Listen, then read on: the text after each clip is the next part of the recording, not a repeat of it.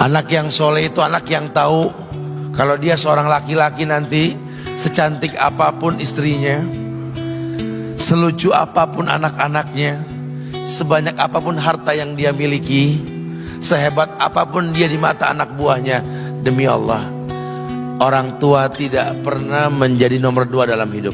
Ini banyak orang yang suka salah ini. Cuma gara-gara dunia, orang tua panjang mata menanti kedatangan anak. Jangan ya. Jangan. Anak yang soleh tahu sekali, sampai kapanpun ibumu, ayahmu. Sampai kapanpun. Dunia nggak membuat dia lupa ada berkah keramat dunia hidup di atas muka bumi ini. Dia nggak repot datang ke makam-makam para wali. Orang tua nomor 1 yang dia temui. Ini orang hebat. Ini banyak di antara kita makam-makam didatengin, di mana saja didatengin, ngalap berkah. Orang tua panjang mata, berlinang air mata menanti, mana anakku? Mana pohon yang pernah kutanam? Mana pohon yang pernah kurawat? Kudengar dia sudah mulai berbuah, ingin kurasakan buahnya. Berani mengeluarkan dana jutaan untuk hal-hal yang gak disyariatkan. Ini orang tua panjang mata. Rela ndak rela, orang tua kita akan mendengar dan melihat. Ma, aku pengen nikah, aku pengen berkeluarga, Ma. Ya orang tua ya seneng lah. Cuma kalau inget metik buahnya belum terasa, ya ada perasaan kayak gimana gitu loh. Karena dia tahu setelah ini dia akan menikah, bahwa anak orang ada kehidupan yang berbeda yang bakal dia rasa. Orang tua makin hari makin rentan, bukan makin seger. Yang perempuan dibawa orang, ya Allah. Baru kemarin perasaan mainin poni ini anak perempuan kita, betul. Baru kemarin mainin kepangan rambutnya, ya Allah. Ya Allah, baru kemarin perasaan saya titah dia, titah, ya Allah. Belajar jalan, bisa berlari bawa sesuatu, coret-coret tembok, aduh Masya Allah. Sekarang udah gede, dibawa orang, ya Allah, Masya Allah. Yang laki dekat sama mamahnya. Baru kemarin tangan mungilnya kita tuntun, kalau kelepas dia nangis, betul. Sekarang tangannya keker besar, tangan ibunya keriput, betul. Mau nangkep tangan anak pun sudah mulai susah. Nebawa anak orang datang dengan gagah, cium tangan, cipika-cipiki, udah. Ma, kita jalan dulu Ma ya. Udah Mama, udah. Digandeng tangan kekasihnya, dirangkul pundaknya. Ini anak laki ndak tahu ibunya kayak diiris-iris jantungnya. Dia lihat tangannya yang keriput, ya Allah. Udah berapa lama tangan ini nggak dibawa sama anak ini?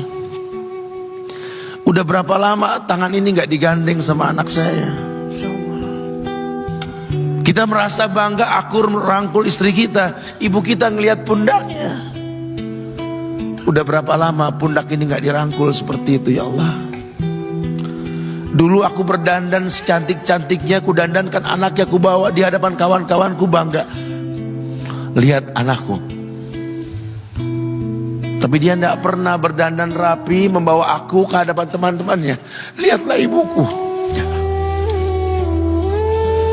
Ibunya sudah kebayang, ya Allah, ini anak bakal minta nikah sebentar lagi.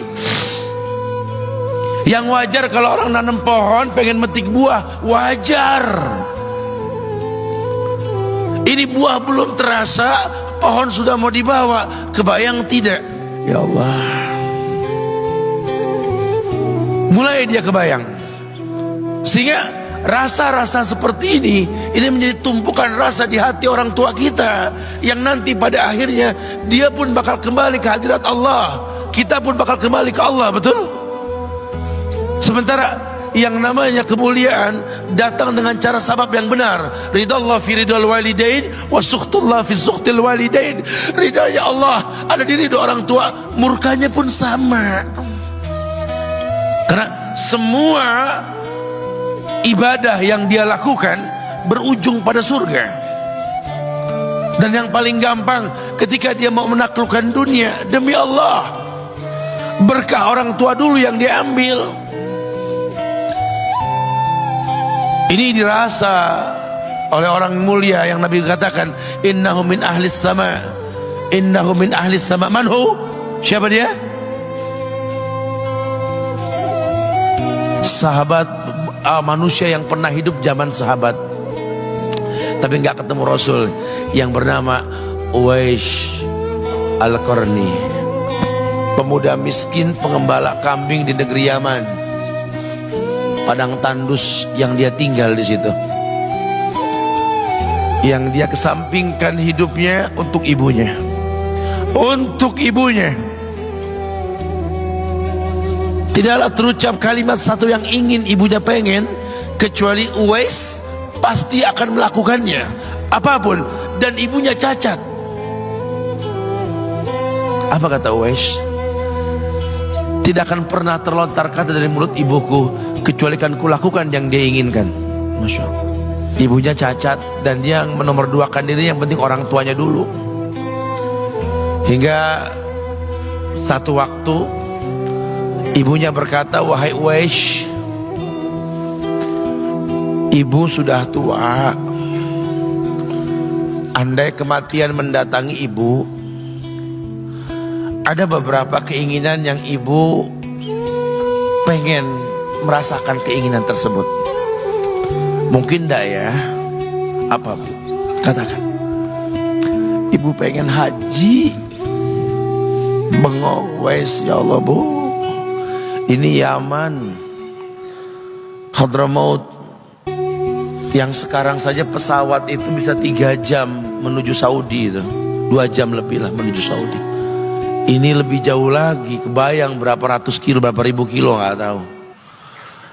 Ya baiklah ibu, kata Wes, aku tidak pernah menolak permintaan ibuku, tapi kali ini aku tidak bisa menjawab karena mikir gimana caranya ini. Apalagi dia seorang pemuda yang punya penyakit sopak, ada tanda-tanda putih di bagian badan itu kayak pano besar gitu.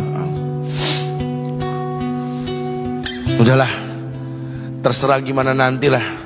Yang penting ini nomor 1 dalam hidup ini. Dia beli seekor anak sapi, digendong tiap hari itu sapi sama si Uwais menuju puncak gunung. Turun lagi, gendong ke atas, turun lagi tiap hari. Sampai orang bilang, Uwais gila no. Orang sapi dipiara, dia digendong tiap hari naik gunung yang tinggi. Sampai nggak berasa, dikatakan 8 bulan dia lakukan itu. Sehingga terbentuklah fisiknya yang bagus karena olahraga tiap hari bawa itu sapi. Dan sapi itu makin berat, dalam hikayat dikatakan sampai di atas 100 kilo itu sapi. Kemudian dia tetap gendong ke atas dan dia yakin, bismillah saya yakin. Sampailah bulan haji, ibu naik ke pundakku, digendong ibunya dari negeri Yaman. Subhanallah, gak ada yang gak mungkin. Lihat, dibawa ibunya ke Mekah, bertawaf di Ka'bah, dunia menyaksikan. Bahkan hikayat mengatakan dia sempat bertanya kepada sahabat Abdullah bin Umar, aku telah menggendong ibuku dari negeri Yaman menuju Mekah, bertawaf di Ka'bah ini, sudahkah aku membayar jasa ibuku? Apa kata sahabat Abdullah bin Umar? Bahkan satu hentakan napas pun ketika melahirkanmu belum terbayar. Bahkan satu hentakan napas pun ketika melahirkanmu belum terbayar. Dia selesaikan tawafnya, dia selesaikan tawafnya. Selesai tawaf, dibawa ibunya ke makom Ibrahim untuk sholat 2 rakaat. Selesai sholat, dia angkat tangan, dia berdoa kepada Allah, ya Allah, ampunkanlah ibuku ya Allah. Ampunkan ibuku ya Allah. Masukkanlah dia ke sorgamu ya Allah. Masukkan dia ke sorgamu ya Allah. Ibunya berbisik, Uwais, sudahlah, mintalah pada Tuhanmu ampunan untuk dirimu dan sorga untukmu. Wallahi wahai ibu, Allah ampunkan kamu, Allah masukkan kamu ke sorga, cukup untukku ridhomu yang kubutuhkan wahai ibu. Lihat, manusia saleh, hasil doa Rabbi habli minas solihin. Lihat, makanya ketika Nabi mengatakan innahu min ahli sama, ini manusia penghuni langit, Umar, Ali, temui Uwais.